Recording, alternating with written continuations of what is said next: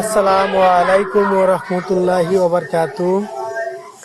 এখন দেখেন বিস্তারিত এই যে বাচ্চাদের লেখাপড়া, কোরআন শিক্ষা, এই যে শিক্ষক, এই নুরুল শিক্ষক, ঠিক আছে।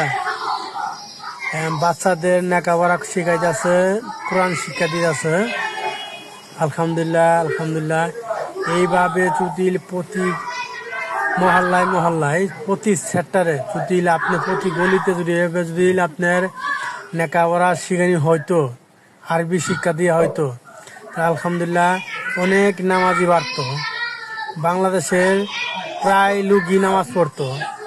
কি কোরআন শিক্ষা দিয়ে হয় না বিদায় এখন অনেকেই নামাজ পড়ে না। আমি গার্জনকে বলতাছি, আপনারা সবাই মিল্লা কোরআন শিক্ষা দিবেন।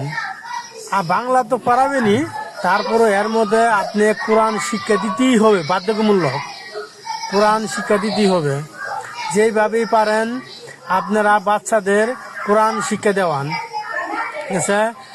যদি কোরআন শিক্ষা দেওয়া হয়, আপনার মরণের ইনশাল্লাহ এই ছেলে আপনার কোরআন তেলাওয়াত করবে।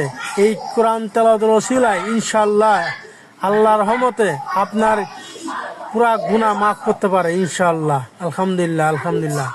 এই পর্যন্তই আমার শেষ। আর পরবর্তী দেখবেন আমাদের শামসু ভাই, এই যে এখন শামসু ভাইকে দেখবেন গাড়ি মুছতাছে, এই যে শামসু ভাই।